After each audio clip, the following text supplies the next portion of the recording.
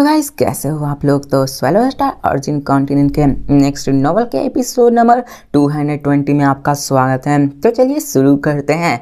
तो जैसा कि अभी तक हमने पिछले एपिसोड में देख रखा कि लू फेंग तैयार हो चुका होता है अपने मास्टर का बदला लेने के लिए और वो निकल पड़ता है, जिसके साथ हमें दिखाया जाता है लू फेंग को जो कि अपने टीचर को देखकर पूछता है कि टीचर, फूड किंगडम्स के अंदर टोटल 5 गॉड किंग्स मौजूद हैं, क्या हमें उनमें से सिर्फ 3 को ही मारना है। मतलब लू फेंग कहना चाहता था क्यों ना वहाँ पे पांचों के पांचों गॉड किंग्स को मौत के घाट डाल दिया जाए, लेकिन वहाँ पे उसके टीचर कहते हैं कि नहीं, मेरा सिर्फ 3 से ही वास्ता है, उसी से दुश्मनी है, तुम्हें इन तीनों को ही मारना है, जिनमें से गॉड किंग टियानकुन, एंचेस्टर वुजियांग और एंचेस्टर डाओमो होते हैं। इन तीनों को ही मारना वो काफ़ी होता है और कहते कि इतने को मार दो मैं खुश हो जाऊंगा, मैं बाकी के 2 बंदों से कोई भी वास्ता नहीं, उससे कोई भी दुश्मनी नहीं है। यहाँ पे लू फेंग भी हामी भरता है। बताया जाता है कि जो फूड किंगडम्स के अंदर जो 3 अर्ली रूलर्स होते हैं जिससे कि उसके टीचर का दुश्मनी होता है, उनमें काफ़ी ज़्यादा गहरी फ्रेंडशिप होती है।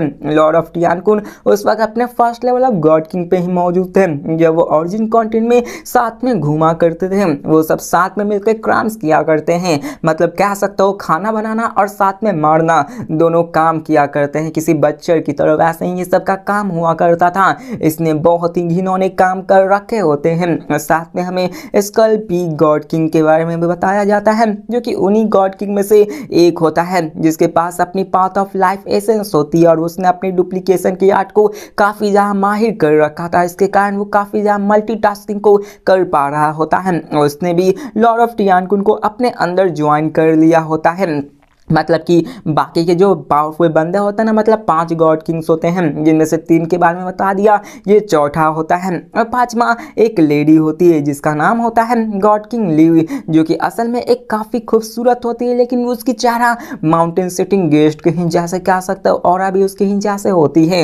और बताया जाता है कि वो असल में एक छोटे से मार्जिनल कंट्री जो कि लीवी किंगडम में मौजूद है उसकी लीडर हुआ करती थी। और बात करें फूड किंगडम्स की तो उसकी आदत थी जो कि जाकर सबके घरों पे राज करके मतलब उसको लूटना इसी की आदत होती है। और जबकि वो भी जो कि गॉड किंग लीवी होती है वो एक छोटे से मार्जिनल कंट्री का हिस्सा थी, तो उस पर भी God king of food kingdoms के सारे जितने भी गॉड किंग्स थे उस पर अटैक करने जा रहे थे। लेकिन वो लेडी काफ़ी ज़्यादा चालाक होती है और उन सबको अपने साथ मिला लेती है, मतलब कि वो पहले ही समर्पण करके उन सबके साथ मिल जाती है, क्योंकि वो भी एक गॉड किंग के लेवल पे थी। तो सबसे कमज़ोर होने के बाद भी वो उन 5 गॉड किंग्स के अंदर अपनी जगह बना ली होती है, जिसके कारण वहां पे गॉड किंग्स जितने भी होते हैं फूड किंगडम्स के उसके ऊपर कब्जा नहीं करते हैं। अब बात करें उसकी तो बहुत ही चालाक थी, मतलब कह सकते हो लोमड़ी टाइप की लड़की थी, ऐसी ही होती है। और दिखाया जाता कि उसकी जो स्टेटस होती है फूड किंगडम्स के 5 गॉड किंग्स के अंदर होती है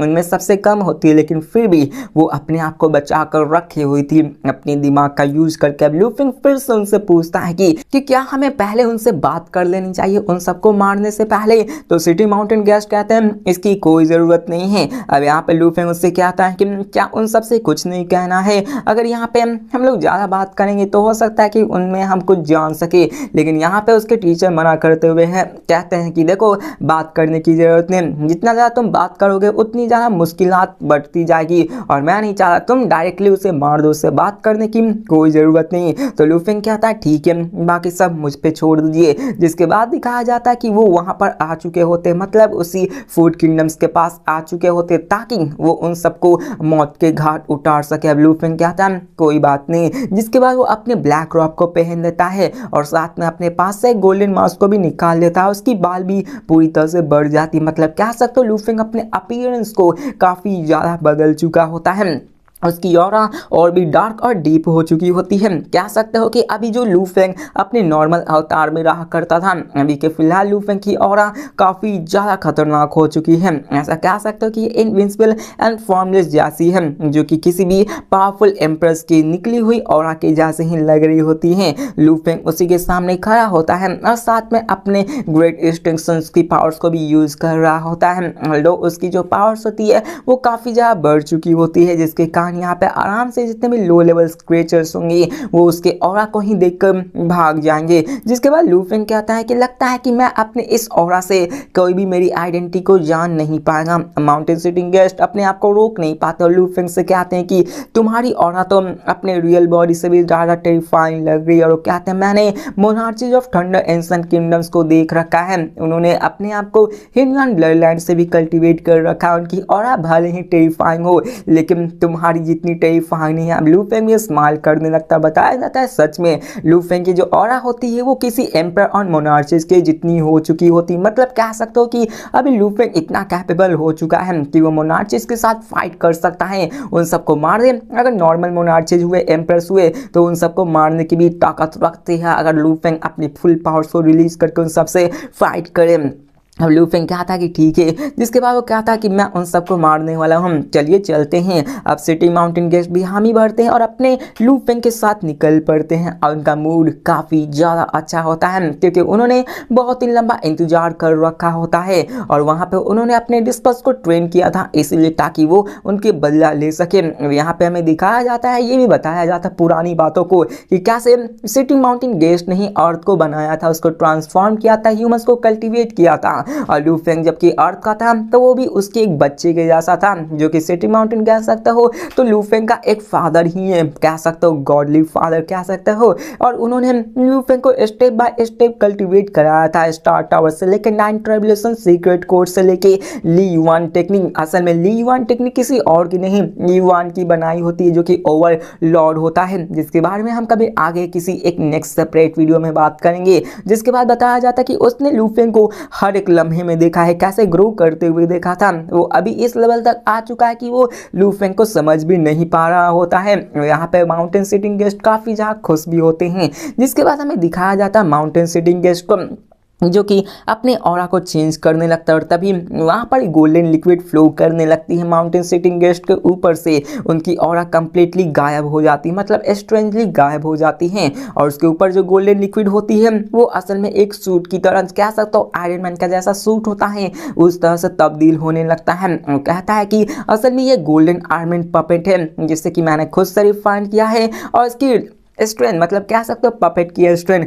गॉड किंग के फर्स्ट लेवल जितनी है। अब सिटिंग माउंटेन गेस्ट कहते हैं कि मेरी ट्रू बॉडी इसी पपेट के अंदर छिपी रहेगी, कोई भी मुझे पहचान नहीं पाएगा, मेरी ब्रेथ भी छिपी होगी। अब लू फेंग भी हामी भरता है क्योंकि वो भी हैरान हो गया था ऐसे पपेट्स को देखकर। सारे गॉड किंग्स होते हैं, उन सबके पास अपने अलग अलग मेथड्स होते हैं अपने ऑरास को हाइड करने के लिए। साथ में देखा जाए वो ड्रीम ड्वेल में गए तो वो भी अपनी आइडेंटिटी को हाइड करते हैं, लेकिन बात करें मास्टर जूओ सान की तो उनकी मेथड्स काफ़ी ज़्यादा स्पेशल होती है और अलग भी होती हैं। वो एक पपेट के अंदर चल रहे होते हैं ताकि उसकी ट्रू बॉडी भी कंप्लीटली हिडन रह जाए। यहाँ पे बाकी सारे गॉड किंग्स की बात करें तो वो सिर्फ अपने ऑरास को ही हाइड कर पाते, अपने ट्रू बॉडीज को कंप्लीटली हाइड नहीं कर पाते हैं। यहाँ पे लू फेंग उनकी तारीफ करते हुए कहता है कि टीचर की वेपन रिफाइनिंग स्किल्स तो काफ़ी ज़्यादा पावरफुल है, लेकिन इसको बाद में बात करेंगे। जिसके बाद वो निकल पड़ता है ह्यूआंग सिटी से और एक ही झटके में वो capital of the king of food में आ चुका होता है और अभी वो किंगडम ऑफ फूड के ऊपर फ्लोट कर रहा होता है। और साथ में लू फेंग और माउंटेन सिटिंग गेस्ट चारों तरफ देखने लगते हैं, लेकिन तभी लू फेंग हैरान हो जाता है, जिसको देखकर माउंटेन सिटिंग गेस्ट कंफ्यूज होते हुए पूछते हैं कि क्या हुआ। तो यहाँ पे लू फेंग उनसे जवाब देते हुए कहता है कि लॉर्ड टियानकुन का जो ट्रू बॉडी है वो कैपिटल में मौजूद ही नहीं है। और यहाँ पे लू फेंग का पहला दफा था जब लू फेंग ने अपने वर्ल्ड लाइफ फॉर्म को, मतलब कह सकते हो अपने मेन बॉडी को और साथ में स्टार ट्रेजर को अपने साथ बाहर लाया था ह्यूआंग सिटी में, मतलब कि वो ऑल आउट बैटल करने जा रहा है और वहाँ पे उसे उन तीनों बंदों को मारना है। तो इसी कारण उसने अपने ओरिजिनल बॉडी और साथ में स्टार टावर को भी लाया होता है ताकि वो मार सके। और साथ में लू फेंग की ट्रू बॉडी के अंदर वर्ल्ड लाइफ फॉर्म भी थी जिसके अंदर लोटस ऑफ लाइफ फल फूल रही थी, जिसके कारण उसकी बॉडी और भी इनक्रेडिबल पावरफुल हो चुकी होती है और साथ में वो बाहर की एनर्जी को एब्जॉर्ब भी करती है, जिसके कारण कह सकते हो कि अभी लू फेंग की जो बॉडली पावर होती है वो किसी एम्पर से भी ज़्यादा होती है। लू फेंग ने अपने साथों स्टार टावर को भी ला रखा था और दिखाया जाता है कि लू फेंग अपनी पावर मतलब डिवाइन ऑरा को चारों तरफ फैलाकर सेंस करने लगता है, जहाँ पे कोई भी जहाँ पावरफुल बीइंग नहीं मौजूद थे, सिर्फ एक स्केलेटल गॉड किंग का अवतार मौजूद था। साथ में हमें बताया जाता है कि स्टार टावर को तो किसी एनिमीज को अंदर सप्रेस कर सकता है, ब्लॉक कर सकता है, उसके अंदर कैद भी कर सकता है। और लू फेंग ने अपने स्टार टावर का यूज करके सराउंडिंग को सेंस किया होता है, लेकिन उसे कोई भी पावरफुल ऑरा नहीं दिखाई दी होती है। वहां पे सिर्फ ऑर्डिनरी गॉड किंग्स ही मौजूद थे। लू फेंग जिस लेवल पे आ चुका है, ऑर्डिनरी गॉड किंग्स कह सकते हो तो चींटी के मसलने के बराबर हो चुका होता है। इसके बाद लू फेंग कहता है कि एंचेस्टर वुजियांग और ancestor of the short demon इन सब की क्लोन को मैंने लॉक कर रखा है, मैं किसी भी वक्त उन सब पे अटैक कर सकता हूं। लेकिन बात करें लॉर्ड टियानकुन तो मैं उसकी लोकेशन को डिटेक्ट नहीं कर पा रहा हूं। अब यहाँ पे वो सोचने लगता है कि आखिरकार ये लॉर्ड ऑफ टियानकुन गया कहाँ, मतलब वो कैपिटल सिटी में मौजूद नहीं है। वो लोग सोचने लगते हैं कि आखिरकार हमें क्या रहना चाहिए, क्योंकि वहाँ पे उन्हें इंतजार करने के अलावा कुछ और नहीं किया जा सकता। जिसके बाद लू फेंग कहता है कि मैंने यहाँ पे बहुत पहले इन सब के बारे में सुन रखा है, मैंने ये देखा है कि अगर वो यहाँ पे कभी भी टियानकुन किंगडम बाहर मतलब लॉर्ड ऑफ टियानकुन बाहर जाता है तो उसे काफ़ी ज़्यादा लंबा अरसा हो जाता है। और मुझे जो इन्फॉर्मेशन मिली है यानफेंग गिल्ड हॉल से, तो यहाँ पे हमें बताया गया है कि लॉर्ड टियानकुन का जब रियल बॉडी डिस्ट्रॉय हो गया था तो उसने अपनी बॉडी को फिर से रिजरेक्शन कैरियर से रिगेन किया होता है। बाद में उसने फिर से ह्यूमन ब्लड लाइन को मैच्योर किया था। अब देखो उसकी ओरिजिनल बॉडी लू फेंग ने डिस्ट्रॉय की थी, वो बहुत पहले की बात है, जबकि वो डिस्ट्रॉय हुई थी। लू फेंग उस समय तक कह सकते हो एक बच्चा ही था। इसके बाद दिखाया जाता है कि वो इन सब के बारे में सोचने लगता है और सिटी माउंटेन गेस्ट भी कहते हैं कि हाँ तुमने सही कहा, इन सब के दौरान अगर वो यहाँ पे किसी और जगह तो नहीं जा सकता है, वो किसी ट्रेजर प्लेस पे तो नहीं गया होगा, क्योंकि वहाँ पे जाएगा तो उस पर अटैक होने के चांसेस बढ़ जाएंगे और कल्टीवेशन के दौरान अटैक हुआ तो हम पे काफ़ी ज़्यादा असर भी होने लगेगा। लू फेंग कहता है कि हाँ जब तक कि वो ट्रेजर लैंड में ना जाए तो वो बहुत ही जल्द वापस आ जाएगा और हम यहाँ पे इंतजार कर सकते हैं। मतलब यहाँ पे लू फेंग गेस कर रहा था कि वो टियानकुन ट्रेजर लैंड में न गया हो, क्योंकि ट्रेजर लैंड में जब भी कोई जाता है तो वहाँ पे बहुत ही लंबा अरसा बिता कर ही आता है। माउंटेन सिटिंग गेस्ट भी कहते हैं कि ठीक है हमें इंतजार करना चाहिए। जिसके बाद हमें सीन चेंज कर यानफेंग एंशिएंट कंट्री यानडू का सीन दिखाया जाता है, जहाँ पे डियान बैठकर टियानकुन के बनाए हुए खाने को टेस्ट करके उसकी बड़ाइयाँ कर रहे होते, उसकी तारीफों की फूल बांटते हुए कहते हैं कि यहाँ पे ओरिजिन कंटेंट में ऐसे कुछ ही गिने चुने बंदे हैं जो कि तुम्हारे बनाए हुए खाने की बराबरी कर सकते हैं। तुम्हारी जो इंग्रेडिएंट्स की अंडरस्टैंडिंग है वो काफ़ी ज़्यादा यूनिक है और तुम अपने फ्लेवर्स को और भी मज़ेदार बनाते हो। अब यहाँ पे लॉर्ड ऑफ टियानकुन उसके बगल में बैठकर वहाँ पे हमली कहते हैं कि आपने जो जितने भी इंग्रेडिएंट प्रोवाइड किए हैं वो टॉप नॉच के थे, जो कि एक एम्प्रेस के द्वारा प्रोवाइड किए गए थे और मैं तो इन सारे इंग्रेडिएंट्स को ही डिलीशियस बना सकता हूँ। मेरी बात रहे तो मैं इससे अपने कल्टीवेशन को भी बढ़ा पाता हूँ और मुझे बेनिफिट्स भी मिलता है। मतलब देख रहे हो इस बंदे की खाने बनाते बनाते ही इसकी कल्टीवेशन बढ़ रही हो सकती है, मतलब कुकिंग स्किल्स से ही इसकी अंडरस्टैंडिंग बढ़ने लगती है। वो उसको थैंक यू कहता है कि आप एम्पर मुझे ये अपॉर्चुनिटी दे रहे हैं जो कि मेरे लिए काफ़ी ज़्यादा अच्छा है। अब डियान भी लॉर्ड टियान की तरफ देखने लगता है और उसे टियानकुन काफ़ी ज़्यादा पसंद आता है, मतलब वो काफ़ी अच्छे से उससे बात करता है और उसको कह सकते हो कि मक्खन भी लगाता है। मतलब कह सकता हो कि यहाँ पे गॉड ऑफ टियानकुन की जो खाने होती हैं वो डियान के टेस्ट से बिल्कुल ही मैच कर रही होती है और साथ में लीडर ऑफ सेंथियम टुन किंगडम वो भी इस पाथ ऑफ ओरिजिन को मैटर मतलब फॉलो करते हैं, जिसके कारण यहाँ पे बताया जाता है कि बहुत सारे गॉड किंग्स आते थे जो कि टियानकुन से अच्छी खासी दोस्ती बनाए रखे थे। क्योंकि यार आपके दोस्तों के भी देख लो, अगर वो आपको अच्छे खासे खिलाएंगे तो यार आपके उसके दोस्त तो अच्छे रहेंगे ही। यहाँ पर सेम टू सेम यही मसला हो रहा होता है, जो कि वहाँ पे अपने इन फूड्स को सब गॉड किंग्स को खिला रहा होता है। बताया जाता है कि इसी कारण जो यानफेंग एंशिएंट किंगडम्स होता है वो इस तरह के लग्जरी को काफ़ी ज़्यादा पसंद करते हैं और इसी कारण उसके और भी कई सारे गॉड किंग्स फ्रेंड बनते हैं। अब डियान टियानकुन की तरफ देखकर कहता है कि तुम बहुत ही लंबे अरसे से मेरे लिए इतने डिलीशियस खाने को बना रहे हो, अगर तुम्हें किसी चीज़ की ज़रूरत हो तो मुझे ज़रूर बताना।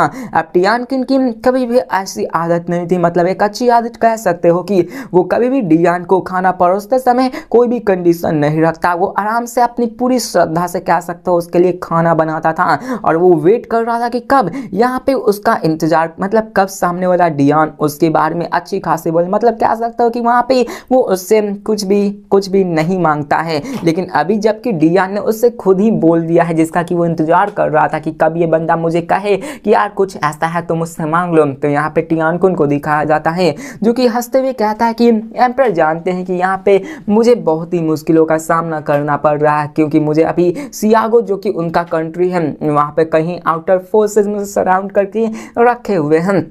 जिसके बाद वो आगे कहता है कि जो लॉर्ड ऑफ यूसी किंगडम है वो वहाँ पे अलायंस बना चुके हैं गॉड किंग लुओ के साथ, जिसके कारण मुझे उसके ऊपर कब्जा करने में प्रॉब्लम हो रही है और हम यहाँ पे सिर्फ दूसरे ही सेकेंड रेट कंट्री पे अटैक कर सकते हैं। अब देखो वो पहले भी यू किंगडम पे अटैक करना चाहता था, लेकिन यहाँ पे लू फेंग ने अपने 10 क्लोन्स को लाकर वहाँ पे उसको रोकने से, अटैक करने से रोक लिया होता, उसको बचा लिया होता और यही बात वो इस गॉड किंग को बता रहा होता है। यहाँ पे हमें दिखाया जाता है कि जो हांसन किंगडम्स के जो गॉड किंग होते हैं वो ordinary second level God Kings होते हैं, लेकिन वहाँ पर उसकी पावर्स इतनी ज़्यादा न होने के कारण वो उस पर अटैक करके उसको अपना बनाना चाहते थे। अब यहाँ पे बताया जाता है कि फूड कंट्री ने अपने सराउंडिंग एरियाज को इन्वेड करके उसे अपना बना लिया होता है और जो भी कमज़ोर होते हैं उसको अपना करते जाता है और साथ में उसके जो न्यूवर्स होते हैं उसमें 2 कंट्रीज होते हैं, जो एक यू स्टेट होता है और एक हांसन स्टेट होता है। यूगा को आसानी से बुली कर सकता था,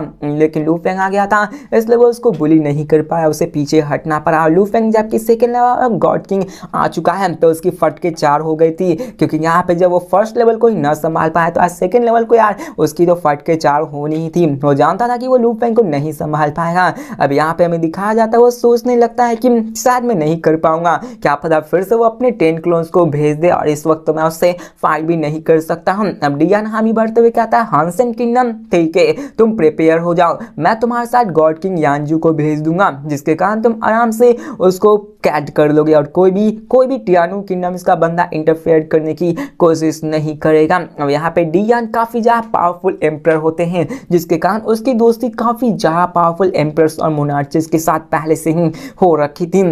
उसके दोस्त में सिर्फ 2 ही ऐसे बंदे थे जो कि second level of God king थे, जो कि डियान कोंग और डियान जियो होते हैं। अब यहाँ पे हमें बताया जाता है एम्पर यांग क्योंग के बारे में, जिसके और ही बड़े ग्रेटर एम्बिशन होते हैं। वो chaotic source of blood purse को यूज करके अपने अल्टीमेट लेवल वाइफ फॉर्म्स को बनाते हैं, जिसके कारण वो इन सबको यूज कर पाते हैं। और हमें बताया जाता कि अभी के फिलहाल उस बंदे को कैद करके रखा गया है, जैसा कि मैंने आपको पहले भी बता रखा है कि कैसे हर कोई बंदा ह्यूमन ब्लड लाइन को कल्टिवेट करता तो पागल हो जाता और अपने लोगों पे ही अटैक कर देता है। इस बंदे के साथ भी सेम ऐसा ही केस हुआ था, ये भी अपने ह्यूमन ब्लड लाइन को कल्टीवेट कर रहा था तो इसने भी अपने बंदों पे अटैक कर दिया था, जिसकी वजह से इसको कैद में रखा गया है और इसको फॉर्मेशन में बंद कर दिया गया है ताकि जब तक ये उठ न जाए, अपने होशो हवास में ना आ जाए, उसे बाहर ना निकलने दिया जाए। बात करें यानफेंग एंशिएंट कंट्री के रूल के मुताबिक तो यहाँ पे उसे छोड़ा नहीं जाएगा तब तक कि जब तक कि वो अपने आप को पूरे होशो हवास में ना लिया जाए। अगर बात करें वो अगर एंशिएंट थंडर किंगडम में जन्म लेता तो अगर वो यहाँ पे थोड़ा सा कंट्रोल भी लॉस करता फिर से अपने आप को रिगेन कर लेता तो उसे बाहर आज़ादी मिल जाती, जब तक कि वो फिर से अपने आप को कंट्रोल लॉस न करके किसी बंदों को ना मार दे। मतलब यहाँ पे क्या सकते हो रूल में काफ़ी ज़्यादा अंतर होता है। जिसके बाद हमें दिखाया जाता है डियान को, जिसके पास कई सारे रिसोर्सेज के सप्लाई होते हैं और साथ में उसके पास डियान भी होते हैं जिसके कारण उसको किसी चीज़ की कमी नहीं होती है। अब यहाँ पे हमें दिखाया जाता है लीडर ऑफ टियानकुन को, जो कि काफ़ी ज़्यादा खुश हो जाता है और एम्पर भी हामी भरते, जिसके बाद लॉर्ड ऑफ टियानकुन वहां से निकल पड़ता और वापस आ चुका होता फूड किंगडम में, मतलब लू फेंग के जाल में वो निकल पड़ रहा होता है और वो काफी ज्यादा खुश होता है और कहता है कि फाइनली मैं यहाँ पे एक हार्वेस्ट मिल चुकी, मैं यहाँ पे डियान को काफी लंबे अरसे से सर्व करता आ रहा हूँ, फाइनली ये कमीना मतलब मैं ऐड कर रहा हूँ, मतलब फाइनली यार मुझे ऐसा कहा मेरी मदद करने के लिए तैयार हो गया। अब इसी के साथ दिखाया जाता है हमें लॉर्ड ऑफ टियानकुन को, जो कि अपने कैपिटल में वापस आ चुका होता है और अपने ऑर्डिनरी केव रॉयल कैपिटल में एंटर कर जाता है। और हमें दिखाया जाता है लू फेंग और जियो सांके को, जो कि वहां पर बैठ के आपस में लेजेंडरी आर्ट ऑफ वेपन्स के बारे में बात कर रहे होते कि कैसे इन वेपन्स को रिफाइन किया जाता है। लेकिन तभी लू फेंग के एक्सप्रेशन चेंज हो जाते हैं, जिसको देखकर माउंटेन सिटिंग गेस्ट उसकी तरफ देखने लगता है। लू फेंग कहता है कि लॉर्ड टियानकुन वापस आ गया है। दिखाया जाता है माउंटेन सिटिंग गेस्ट को, जो काफी ज्यादा खुश हो जाते हैं। तो इसी के साथ हमारा ये एपिसोड खत्म होता है। तो मिलते हैं नेक्स्ट वीडियो में और देखते हैं कि क्या क्या लूफेंग सच में उन सबको मारने में कामयाब हो पाएगा या फिर नहीं, क्योंकि यहाँ पे 3 बंदों को मारना है और देखते हैं कि मारने के बाद क्या होता है, क्योंकि यहाँ पे उसके काफ़ी सारे अच्छे गॉड किंग्स फ्रेंड्स है, एम्प्रेस फ्रेंड्स है, तो यहाँ पे वो उसकी पता लगाने के लिए तो जरूर आएंगे। तो मिलते हैं नेक्स्ट वीडियो में, तब तक के लिए बाय।